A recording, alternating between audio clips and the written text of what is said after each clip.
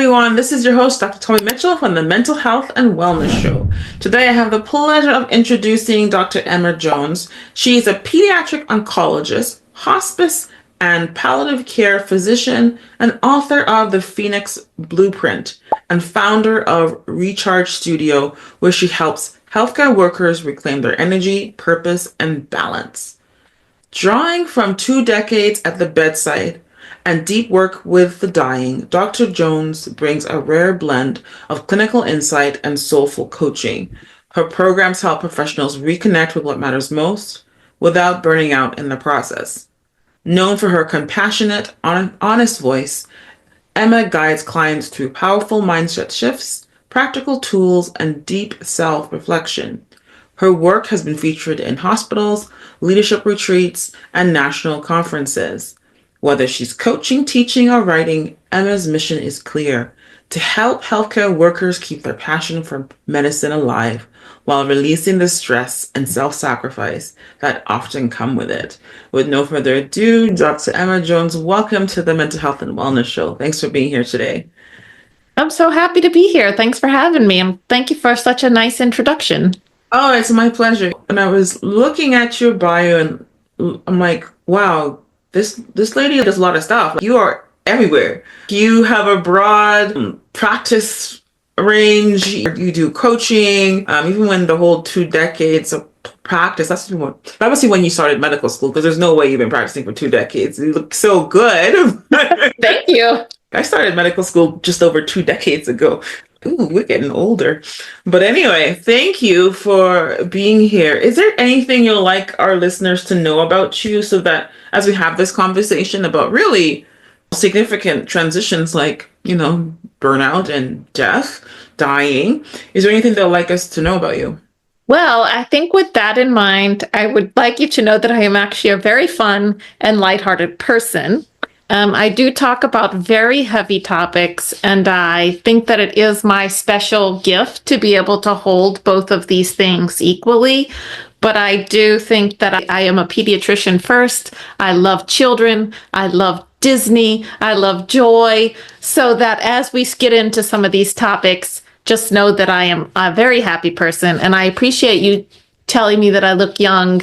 I think that's what keeps me looking young, is all of that joyfulness, and probably good sleep and plenty of water too. No, that's so true. Good sleep, plenty of water. And you know what? Being a pediatrician first, obviously, a good pediatrician needs to have a kid's heart. You have to have a gentle spirit, because they're just special little people when you're working with them. As a physician, I'm working with their families, obviously, because they often don't know what's going on, even though we try to explain what's going on. But I see how your journey, as a physician standpoint, I'm thinking, okay, you started off with pediatrics, and then you did fellowships oncology. Then how did you get into the hospice, palliative care, author, coach? What was that journey? What a lovely question. I'll try to keep it concise, because I'm sure you can imagine, as all of us do, we have these long and winding roads. Oh, yes. My story is definitely one of seeing a need and then saying, I can do that. Yes. So where I was practicing first after fellowship, when I started practicing pediatric hemonc, there was no palliative care or hospice care for children in that area. And so I became that by default. And that over a couple of years, developed enough expertise, obviously seeking additional training and that kind of thing, that I actually qualified for the boards. At that point, the field was so small that they were letting you get board certified based on practice experience. That's what we call grandfathering in. Yes. So that was how I became a palliative care doctor, kind of sideways out of necessity. But I did really love that, and then chose to take that on as a more full-time endeavor. Of course, once I started to practice at a place that actually had a fully fledged palliative care team, the scope of what that specialty was became much more apparent to me. It was not just about cancer patients. It was about so much more, so many different kinds of diseases, so many more different kinds of illness experiences. And I really enriched my own life through working with families whose children weren't necessarily dying, but also were never going to have like the quote unquote normal childhood. And like that understanding was very transformative for me. And then I started to get into all ages hospice. And now my practice, I take care of mostly adults, which was a huge transition to go from being a pediatrician to caring for. I have one patient just died, 106 years. Wow. So I really went all the age span here. And was, again, that was sort of what was needed. And so I made that transition. It wasn't hard to do. We as pediatricians are trained in family systems. We are trained in caring for the whole person. Mm-hmm. And that doesn't matter what age you are to be able to do that. So I could step into that hospice for adult patients fairly easily. Then the lessons that I got from that was all of these things about when it comes time to the end of your life, what are you going to be regretful about? What are you going to be thankful about? Who do you want with you? It's all the things that we talk about. Nobody ever says, I wish I worked more when they're on their deathbed. But now I've gotten to see this so many more times. What is it that people are really struggling with when they come to the end? And because death is much more common in adults than it is in children, over the past couple of years, I've just gotten so much more experience with those final days and weeks.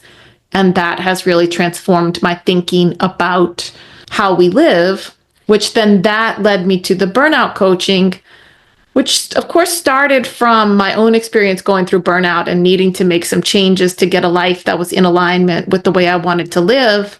But this became so much more poignant as I was seeing these nurses who had kind of burned themselves out and these doctors who had burned themselves out, people who were coming to the end of their life too soon, too early, right? Yeah. Have been eaten up by their profession and the stress, and saying, if I really want to fix this, I have to go back. I got to go back to where it started. I got to go back to these stressful jobs. I got to go back to this burnout that's starting in the 30s or the 40s or the 50s and help people so that when they come to their 90s or 80s or hundreds, yeah, they feel like they did it right. And like, we're not trying to clean up a whole lifetime worth of regrets and messes in the last 3 days of your life, because there's not enough time for that. Yes. So everything ties together, even though it seems like they're all over the map. That's kind of the cohesive story. As you're talking, your story is not so different than mine, though I'm family practice.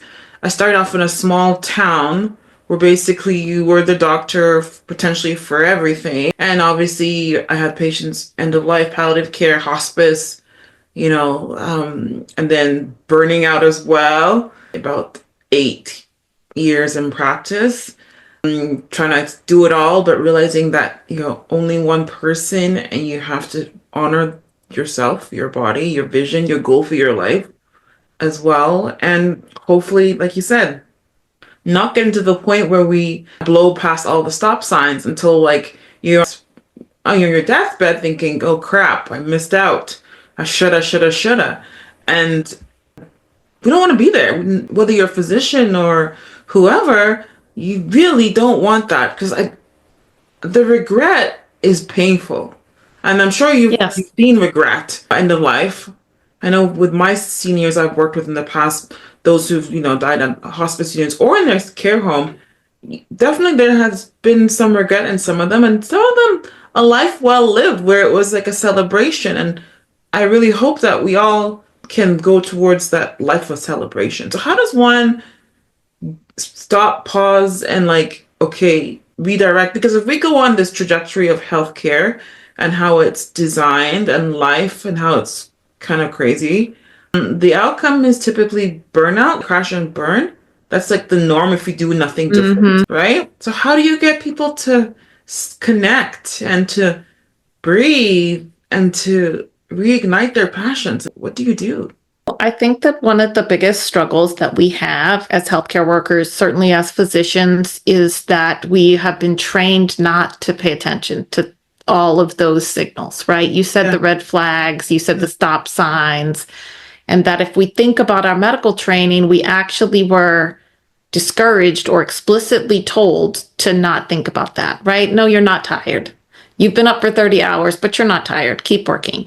No, you don't need to eat. Keep going. No, it's normal to not use the bathroom for 10 hours. Everybody does that. Good for you, right? You didn't have to pee. Yeah. So I think that it's very challenging actually to get people to recognize the programming, to recognize that that's not actually normal. It is cultural, like we're acculturated into it in this medical culture, but that this isn't actually normal. And then people will have problem awareness and then they'll begin to be solution seeking.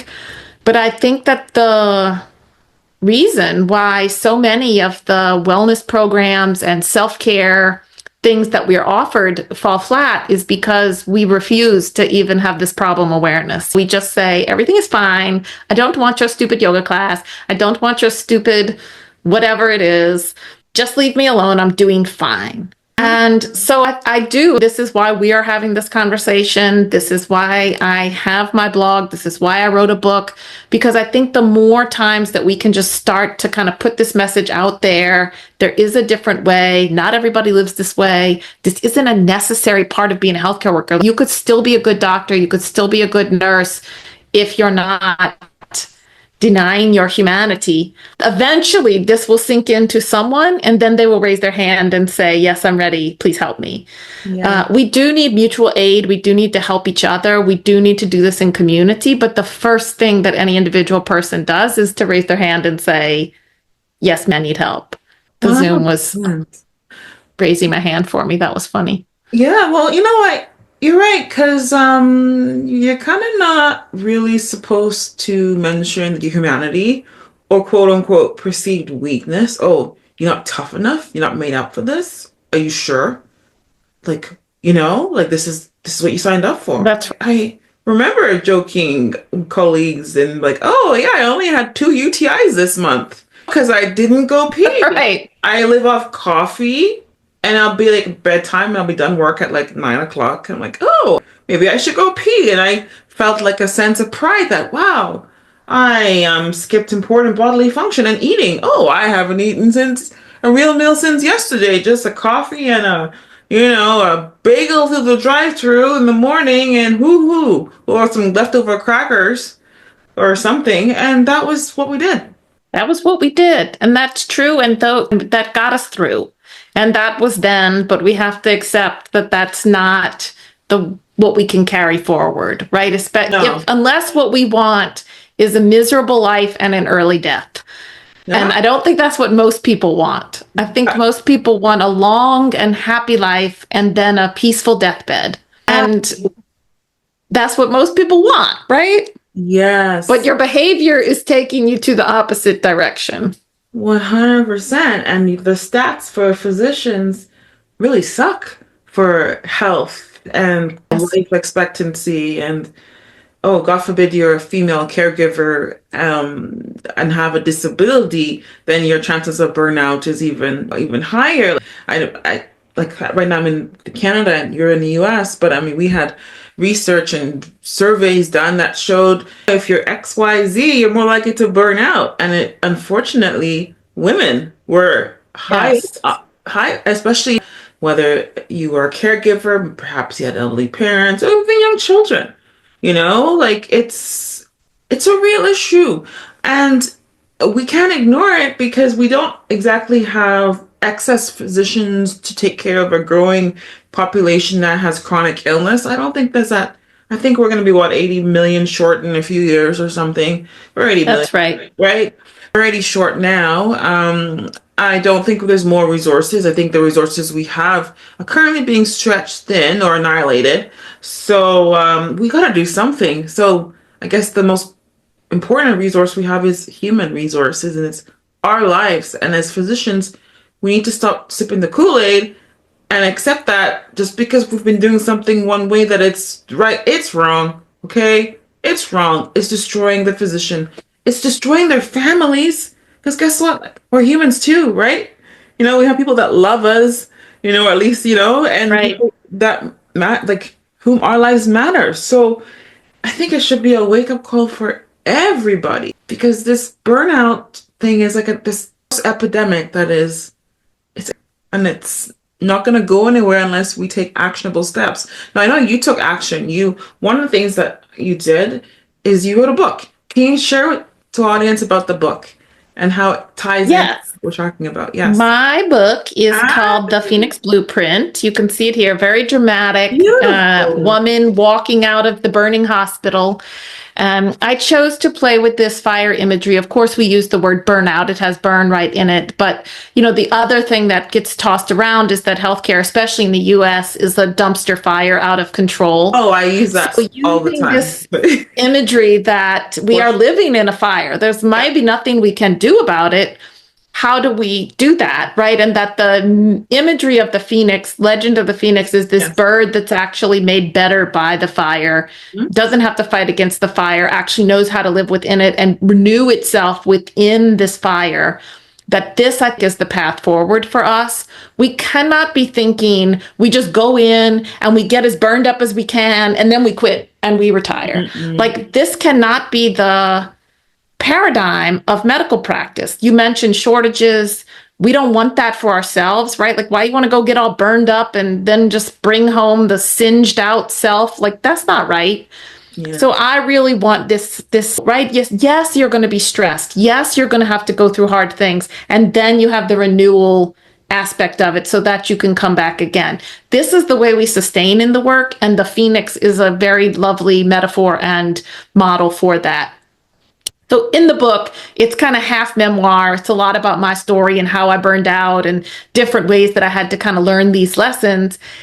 And then it's also field guide for how to develop a system of living that allows you to have kind of this more regenerative renewal cycle instead of just, yes, burn me to the ground and then I'll quit and go live on a beach somewhere. You're not going to be happy living on a beach. Like, we are doctors. We are meant to be doctoring. So don't even worry about that. You just need to find a way to do it in a way that's not eating you alive. And that's my whole thing. Not just for doctors, obviously, everyone in the healthcare system, but yes, I think that's what the book is about. The subtitle is Emerging Stronger from the Blaze of Healthcare, because I do believe that we're going to come stronger, not just surviving, holding on by a little fingernail. We really want to come stronger. You know what came to mind? Exactly. First, your cover is amazing. It's powerful. Like, wow.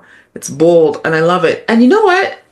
Something came to mind. Fire, even though we use it in Burnout and it's, terrible, tragic, fire in nature has a purpose, right? When the forest fires, there's a purpose. I'm not saying like the crazy one in California earlier the year. No, that's a little different story. But what I'm saying, but they have a natural, well-made, like thriving system. Yes, exactly. There's a purpose. So not all pain, not all suffering is wrong. It has a purpose. And the fire, it's like, okay, it's like a test. It's like, reminder, healthcare professionals, we chose to go into medical school. Like, there were many ways to opt out. Like, MCAT, opt out. Get in, opt out. USMLE, opt out. Residency match, opt out. Like, there were so many opt outs along the way, right? But despite the fire and oh crap, it's hot, we still went back in there.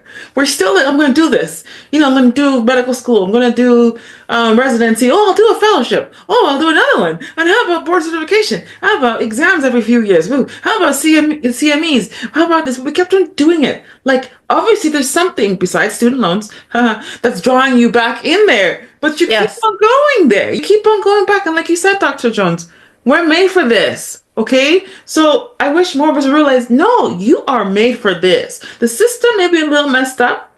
There's things that we can do. That's another story entirely.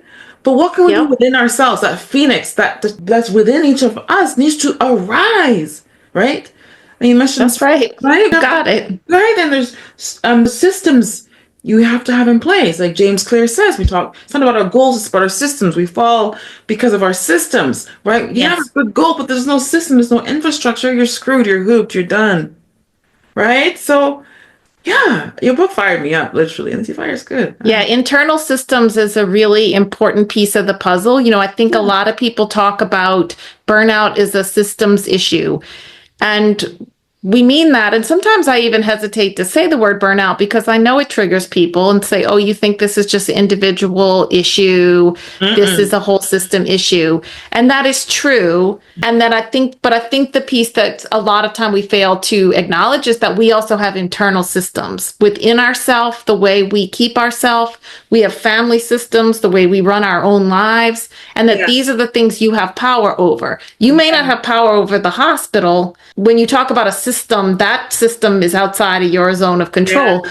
But your internal systems are very much within your zone of control. And if you think about it in that way, which I can tell, you mentioned James Clear, you think about it that way too, this is where we can really start to transform.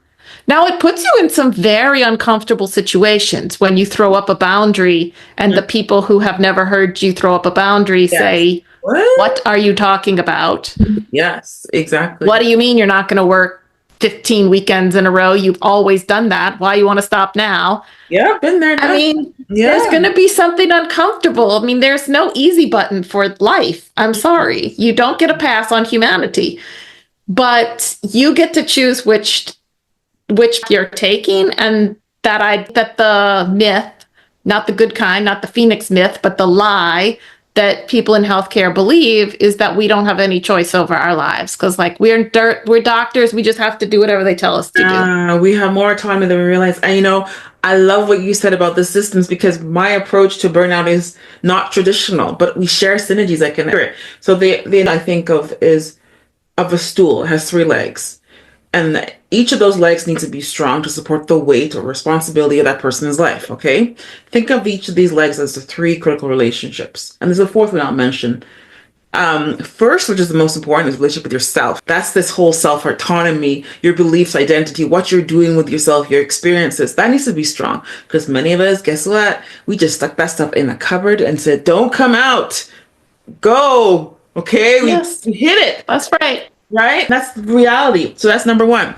The second is significant other or close confidence, right? Whether it doesn't have to be a husband, it could be besties, it could be friendships, it could be whatever. But those relationships help support you. And then third, like you mentioned, the system, work in the system, okay? Yeah, the system's flawed. However, the thing that I recently added was the struts to support all 3. So even if the system is kind of like batshit crazy, your boss is a little, just in another world, you still have your struts to support you. And those struts is your beliefs, vision, your faith, that which is higher, to kind of anchor you, to hold you despite the stress of the system. So it's very easy to play. It's the system, it's the boss, it's the man up in there, it's the woman up in there. No, you're bigger than that. You get to pick how you respond. You get to make healthy choices in your life. You get to reclaim your energy, your mind, your power, your purpose, regardless of what they are doing. And the things that you have control over or collectively have control over, then work together and do those things that take time, but work on them.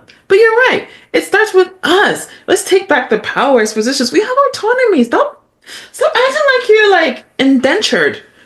I know. You're free. And stop telling me that you have no marketable skills. This is the other thing I hate to hear when people say, well, what else am I supposed to do? All I know how to do is be a doctor. I'm like, do you know how much it takes to be a doctor? Like, there's so many things you could do if that's what you want to do. Seriously. Most people don't want to leave the career of medicine altogether. They just want to have a way that it works for a human life. Right. So I hear that. I could leave, but I have no marketable skills. But it's ridiculous how many people, you probably hear it too, how many people say, like, I'll have to go just be Trader Joe's worker because I have no other skills. But the fact that they are saying that's a red flag in my mind, that there's a concern with yourself. You haven't taken the time to explore you. Since you gave your soul to medicine, you've checked out your interests, your passions, your skills, your other creative things. Like you haven't worked on growing them, enhancing them. Like, what's wrong with you, bro? I mean, it might sound like, whoa, Dr. Mitchell, you're a little feisty. Yeah, I am, because this whole being like, demure and being so like subtle don't work. And it's not even politically correct. I know there's no such thing as politically correct. So let's just keep it real, right? Look at you really do. I totally agree. I mean, my program is, I don't really like to say it's a career development program because I don't think that's what it is. It's a self-development program, but people say I want my employer to value me, and that we say, well, you have to value you, and you have to be able to tell them why you're valuable, right? Thank you. That's the way around it. Yes, I agree. I agree with that message. As someone who's hired And many if you really want to know, we'll just tie this in with dying, because this does go have ahead. everything to do with what Let's do it. happens when we die. Let's Just that people, I like to get people's attention, right? In case you don't want to change anything for now, let me tell you how this is going to look when you come to die. Dying is a 100% personal experience. Like, you got to get right with yourself. And sometimes we see people who take a very long time to die. They're dying. They clearly are dying. This is a whole nother thing. How do you know if someone's dying? We'll have to talk about that another time. But this is definitely, you haven't eaten in days. You're not awake. You're laying there like you're definitely dying. Mm-hmm. And sometimes that takes 1 day, and sometimes that takes 10 days or even more. Mm-hmm. And it is always something I wonder to myself, why does it take some people so long to die? Mm-hmm. And I believe that that's because they cannot get right with themselves in a way that allows them to release from their mortal form and cross over into whatever you think over is. Mm-hmm. I won't go into that, but like wherever you think you go when you leave your body, yes, you're the one who has to do it. No one else can do it for you. Mm-hmm. And I believe, because usually I get to talk to people for some period of time before we enter that active dying phase, the people who have practiced that, the people who have lived within that way, where they say, I know myself, I know what I'm about, I know how I fit in this system, I ask for help. The other kind of fundamental task you have to complete is to allow yourself to be cared for. Mm. So if you refuse to accept help, you've never practiced accepting help, when you come to die, it's going to be like you got to learn from scratch. So these are the things I try to encourage people to learn while you're living. Yeah. They help you while you're living. But if you want any more evidence or reason, if you want a peaceful deathbed, take care of it so we're not having to learn it all while we're in our active dying phase. Does that make sense? Oh, that makes perfect sense. And that's probably alludes to what they say doctors, healthcare providers make the worst patients. They're just not used to letting someone help them. And also because they know what the care they should be getting. That's another story. But still, that's what allows. Oh, it's true. Right? It's true. There's like this, I'm very dramatic and I have a very active imagination. So I kind of see it as like a physical, mm-hmm. fight or wrestling match. But it energetically is like, I'm here to help you. Just let it go, right? Just let go, loose your grip onto the world, mm-hmm. and everything's going to be okay.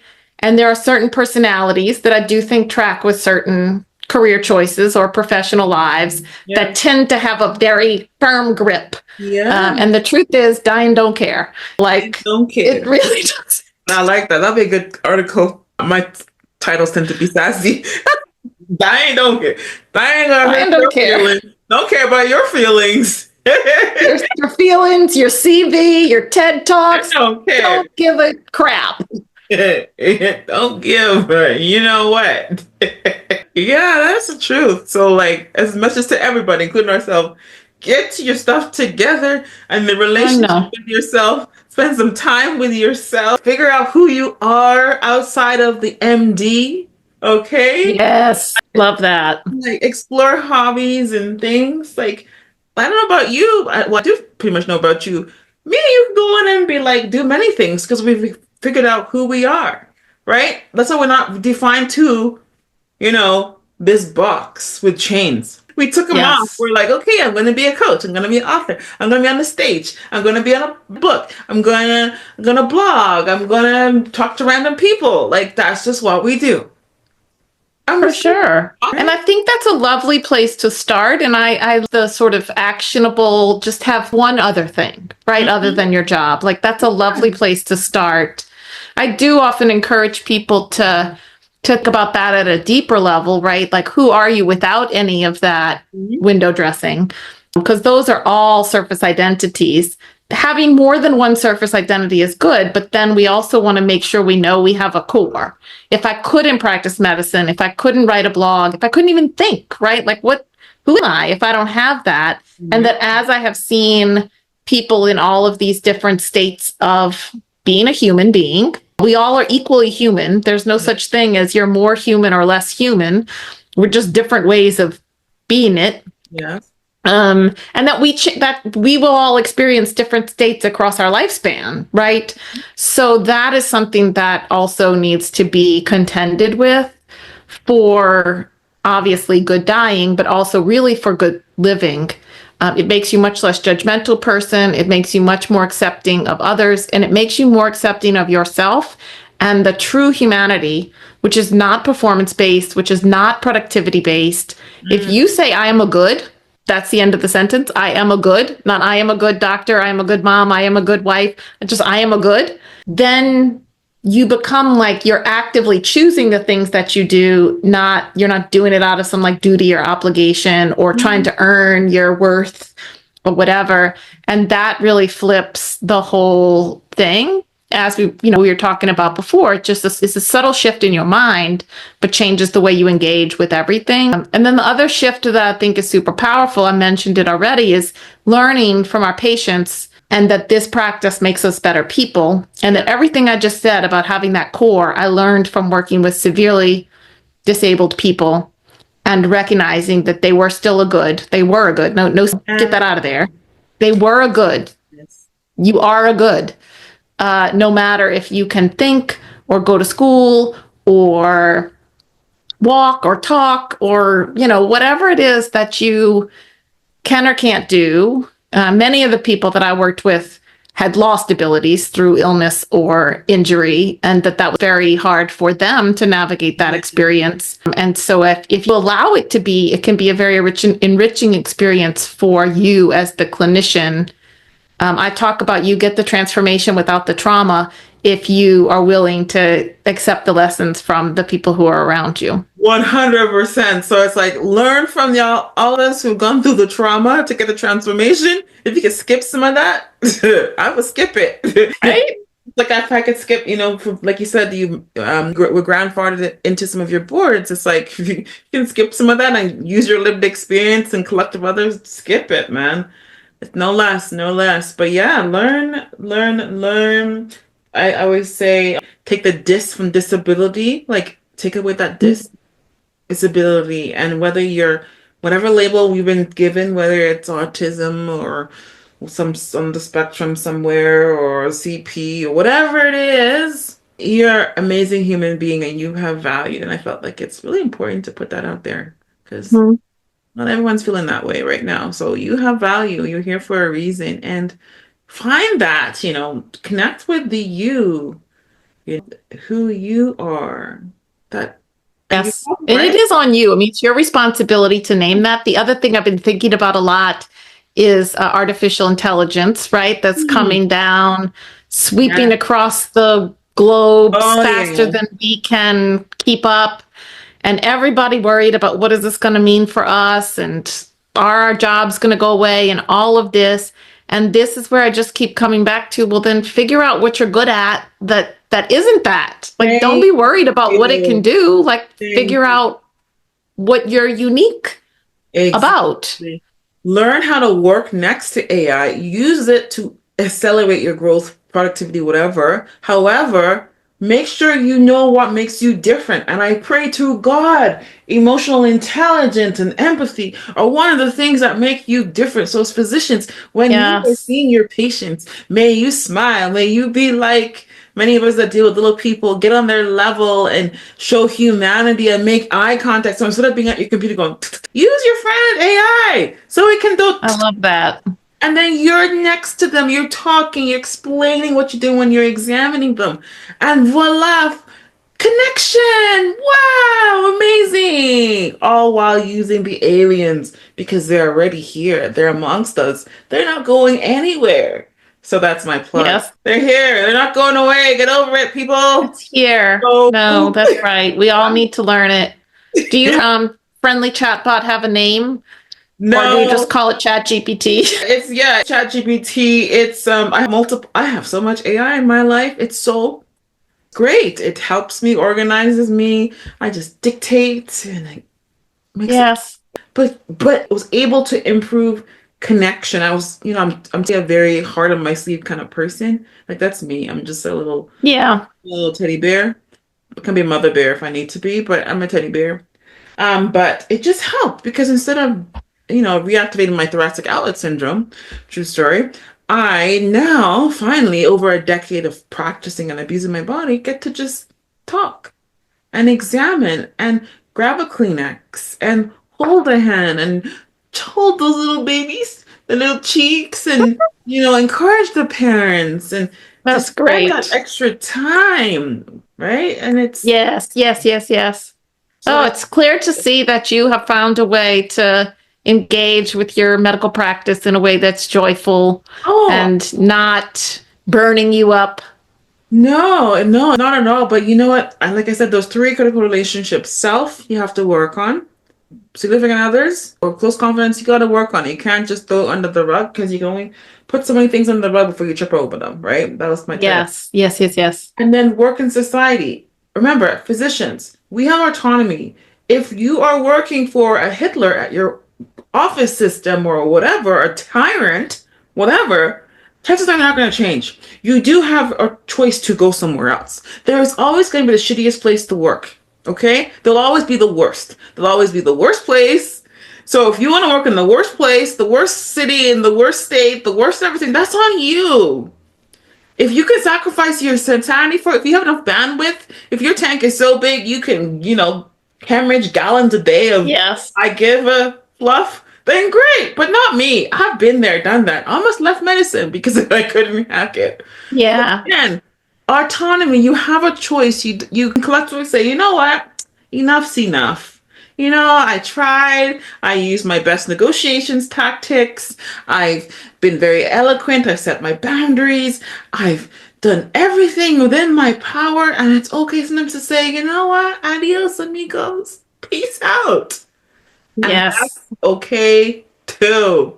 That's so true. But you did something you said also made me think of another point that's a reality that I think we have to acknowledge that some of the jobs that we have, there actually isn't an patch, right? So if it is a bad, or some elements of the work, right? So I am a pediatric hospice doctor. I take care of dying children. There's no way we're going to make that an easy job. There's just no version of it, right? There are levers we could change. Maybe my boss is nice instead of mean. Maybe I get paid well instead of poorly. But at the end of the day, I'm facing this really challenging thing.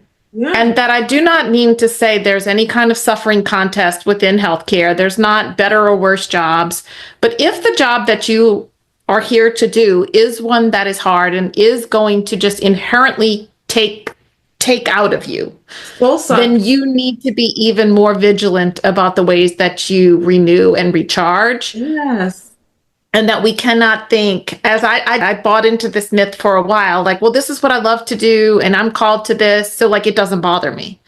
That's a lie. Of course it bothered me. I just ignored all those signals, right, of all the ways that it was bothering. Until you tripped over it, like many of us did, right? Yeah. Exactly. Huge crash, right? So I think that that's another element, that there are some jobs that maybe it's more of a volume thing. The actual cases aren't that big of a deal, but there's a lot of volume. And then there's other jobs where it's a lower volume, but it may be more emotionally toll, or maybe some jobs that are really technically expert or, to be very technically proficient.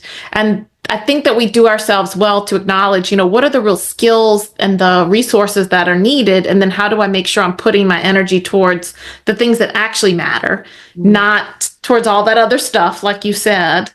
Yeah. But if there's some element of it that I can't do away with, I have to acknowledge. I have a client right now who works in a great health system. She's doing a great job. Like, it checks so many of the boxes, but her immediate supervisor is someone who lacks focus, is grandiose, and often is getting them in trouble organizationally. And so I said, well, look, that person is not moving, right? Like, everything else, this checks your boxes. You have to devote a certain amount of energy every day or every week to like dealing with this supervisor, right? 100%. And that's just out of your bucket. Like that's out of your pot. You don't have it to Exactly. give to other things Nope. because this is the choice you've made. Let's 100%. design a system that allows you to have some energy to deal with that and then enough to deal with everything else, right? Exactly. That's why I say burnout occurs when your energy outputs are greater than your energy inputs. So you got to know what's going in and out. That's a So good it's way to put it. add it up here. Let's spend more time with a honey bunny. Let's renew vows. Let's do something fun and adventurous. Go bungee jumping. Whatever it is that rocks your boat to fill you up. Do it. Um, that's so powerful. And speaking of surveys, like in the Canadian surveys, individuals who were in fields like oncology, palliative care, were higher risk for, and even Medscape had the same similar thing, Mhm. higher rate of burnout. And it's, like you said, some jobs require the greater amount of like emotional bandwidth. The outcomes are the happiest death is still a death. There's still a child in my mind that had left way too soon. It's heartbreak. Yeah. That if there's an award for the worst, for me it's the babies, the children who never got to live adulthood and experience. Yeah, they may have got their last wishes and gone to some Disney or whatever, but it's still not the same. Yeah. We do all those things to help us deal with it. The child doesn't know. They only know life as is, but we know what they could have lived. So yeah, those jobs are, God bless those who do those jobs. I've done it, and there's only so much I can take. But not putting our head in the sand like we're told to. Oh, it's just a job. Don't take it personal. Why are you so upset? Like that's also wrong too. You're human. Of course you're gonna take it personal unless you're like a cold-hearted Yes. rock. Even AI has some type of like they can be, oh, that's so nice. You train them. You train I them. know. But I mean, I will say that the training set, there's a lot of problems. We can't get into like all the whole training Yeah. set, but I will say that they're building in compassion in a way that actually is very lovely. Yes. And that's for, if you prompt it to say like, how can I compassionately tell someone some bad news about X, Y, and Z? What it tells you is good. I mean, if you read that script, you'd be doing better than a Most lot of people. people that I hear. Yeah. The other thing is that right now there's some guardrails on what they consider disturbing content, which are for good reason, right? We obviously don't want AI creating all kinds of really disturbing things, but childhood death is in its guardrail. I was making a presentation the other day and was trying to just make some images just to kind of play around with it, right? And show people, oh, this is what AI generated images look like. And it would not, it like refused to create any scenes of a child dying. It said, that's a disturbing image and I'm not allowed to make that. And I was like, wow, this is really informative of like how we as a society regard this. It's like trigger warning times 1,000. There, no, we're not going there. But I live in that world. I work there. Right. No, no, no. Shh, say nothing. I know. Right. So here I am. You can't get an AI. This is my job security. Hey, your I'm the job is person who'll safe. talk about that. You know what? Just stay in triggering jobs. Your job is safe. Your job is safe. Your mental health, maybe not, but definitely reach out for Dr. Emma Jones. She'll be able to help you, right? Deal with this. That's right. And if you can make a joke about it and laugh about it, so much the better. I mean, this is really protective. Laughter, joking, Laughter is medicine. camaraderie with someone else. Like these are all such things that are so good for our souls and really keep us in doing the things that we do. Like all kidding aside, right? Like half the time why I make AI images is to make people laugh because sometimes they're so silly. But I think that that's so important for us to keep it light, like it's serious. I mean, this is the things that I say, what's the best thing about you? I'm like, I know how to crack a joke on a deathbed because like it is serious, but also we just like hold that all the time. We have to have levity. We have to have lightness. We have to have joy. And as humans, we are all of it all the time. Oh, 100%. Even if you're emotionally constipated, it's in you. You just got to get it out. Good laxative, good laughter. Get it out. Emotionally constipated. Oh no. That's an image. Should I trip with Dr. ChatGPT? I should do that. They're like, oh no. They'll probably give me some smart comment back. But anyway, We yeah. talk about poop a lot in Oh, palliative care because we use a lot of opioids. So well, we yeah. definitely a poop focused crowd. I love talking about poop in my practice with the kids. I got my Bristol poop chart, and I'm like, Oh, okay, excellent. which type is your poop? And we have a calendar. I'm like, okay, you're gonna put type one. You want to look like a sausage, smooth, okay, like sausage. Oh my goodness.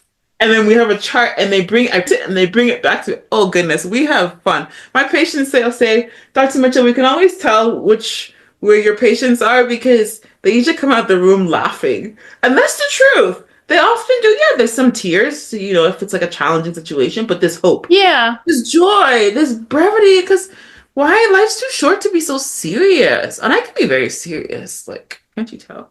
Yeah, that's right. I think Right? we share that philosophy. Obviously, I need to choose my moment and Of follow course. the family and the patient's lead. But for the most part, people really appreciate it when I come in as a whole person. I mean, this Yeah. is one of the greatest reasons to stay out of burnout in my book is that I show up as a whole person and do so much better work than when I show up as a Right. emotionless robot Oh going through yeah. the motions of doctoring. People appreciate it when you can, bring yourself in, which might include your humor or your outside interests or your hobbies Yeah. or something about your family, like sharing a little bit of something about yourself, not oversharing, not telling them your whole life story, but being two people, right? This is also one of the systems that I try to topple. When we refuse to be in human connection with people, we imply that we're better than them. Yeah. And that's a really dangerous power differential for good caregiving. And so I think that reclaiming your own humanity, sharing your humanity with your patients is how we are better doctors. 100%. It's priceless. In my practice, we often talk about weight management. I do family practice, see everything. It is exciting. And I will often say, like, even I struggle too. And I'll grab my love handle. I'm like, yeah, I get it. Like, it's a struggle. It's real, but this is what we can do. Yeah, I'm not judging you because guess what? We all are hanging on to that too. We're all in progress, right? And connect with them. Like you said, don't act too, my poop don't stink kind of attitude or, thinking of that's poop, right. right? Like we all What poop. a fun conversation we've had. I Wow, this has honestly, been all over the this map. has been great. Yeah, this has been great. I've been loving it. So yeah, our guests, our listeners, I forgot you're here. Thank you. Me and Dr. Jones are just yipping away, but I really hope, and I know you found some gold nuggets in what we had to say, and especially healthcare providers, because we're both physicians here. Healthcare is so important. In order to have a strong nation, you need healthy people, okay? Strong economy, healthy people, strong everything, healthy people, mentally, physically. But it starts with us getting comfortable with looking at ourselves and understanding who we are and what the vision we imagine of our life should be, not just a designation that can come and go because people lose their designation, they retire, and what happens? Oh my goodness, you're no longer Dr. Jones or Dr. Mitchell or Dr. whatever. Who are you? We are people who love life, give, share emotions, and really get up each day doing our best. Anything else you'd like to say in close, Dr. Emma Jones? I feel like I've known you for a long time. I'm just here, just whiling away. Well, I think that if anything that I said piqued your interest and you want to learn more, you can find me at emmajonesmd.com and you can get all the information about where to get the book there. And yeah, like you can tell from this conversation, I'm very happy to talk about a wide range of topics. So I'm happy for your listeners to reach out more if they want to talk about any of these topics. Any. Well, for sure. Anything from birth to end of life. You're kind of like everything. That's right. Sorry. And AI. I got it all covered. We got some tech talk in there. All right. Well, listeners, thank you so much for sharing your most precious resource with us. That's your time. We appreciate you. Please share this message with other people, friends, family, or if you know somebody who could need a virtual hug and some encouragement, especially those in the healthcare field, please send them our way. Until next time, this is your host, Dr. Mitchell, and thanks again, Dr. Jones, for being here for the Mental Health and Wellness Show. Take care, everyone. Thank you. Bye.